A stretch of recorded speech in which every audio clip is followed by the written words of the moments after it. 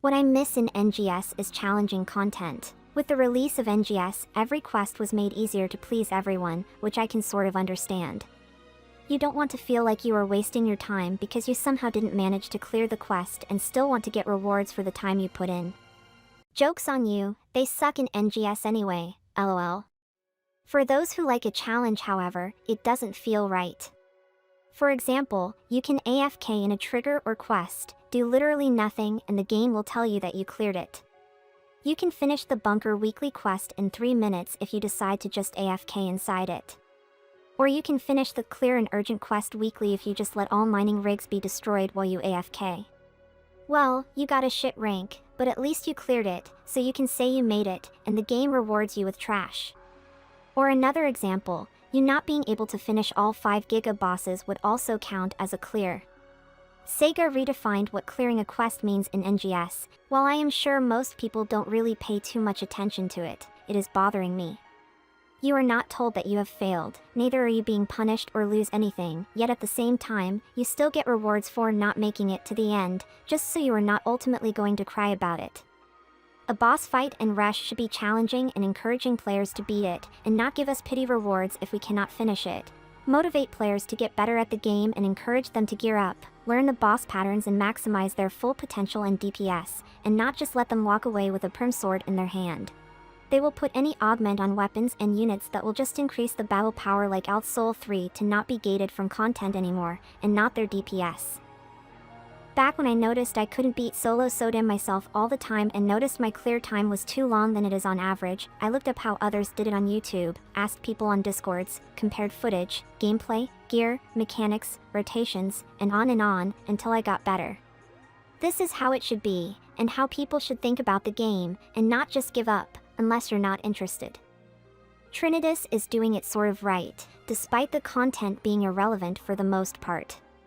If you bring your friends along with you to do Trinitas, you only have a limited amount of revives. If everyone of your party happens to die and cannot revive each other, you have technically lost. The only way to still keep playing would be to utilize a half-scape doll or by buying one for AC. LOL, who does that? Yet this is where Trinitas is doing it wrong, once again. What you can do if all players in your party have died is to wait for the quest timer to run out, and the game will say you cleared it, and you got your rewards. If you decide to not wait anymore, and abandon the quest, you won't get anything. Where is the logic behind that? The only quest in NGS that actually does it right is Falz Rank 2. In the Falz Rank 2 triggers, you only have a set amount of lives. If you die 5 times with your group in total, you have lost, and the quest is over. You don't lose your triggers, however, which means you can always retry it.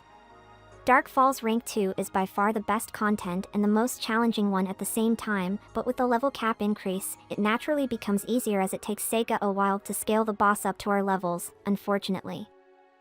In the end, if you never happen to beat the quest's objective, you always clear the quest, except if it's Dark Falls or a random trial in the open field, which you can actually fail if you don't do what it tells you to do. For some, it is a minor nitpick that people won't even notice, but for me, it feels discouraging knowing any other content like Purple's, Trinitas, Cannonball Run, Bunker quest you don't beat is automatically a win-win for you. I remember back then, I think it was in Elio where we had to do an X amount of purple triggers to get extra Meseta, and it just required you to clear it, and not to beat it.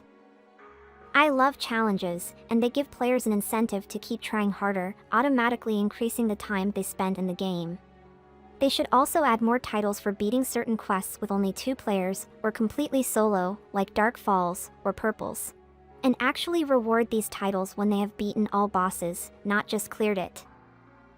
But if everything feels too easy, only beating 3 out of 5 gigas in a purple trigger counting as a clear, being AFK in an urgent quest and waiting for the timer to run out, then I barely see a challenge in that. If you liked this video, make sure to like and subscribe, and let me know your opinions in the comments down below. If you like to, you can also follow me on Twitter and join my Discord. The links are down in the video description. I will see you in the next video. Bye.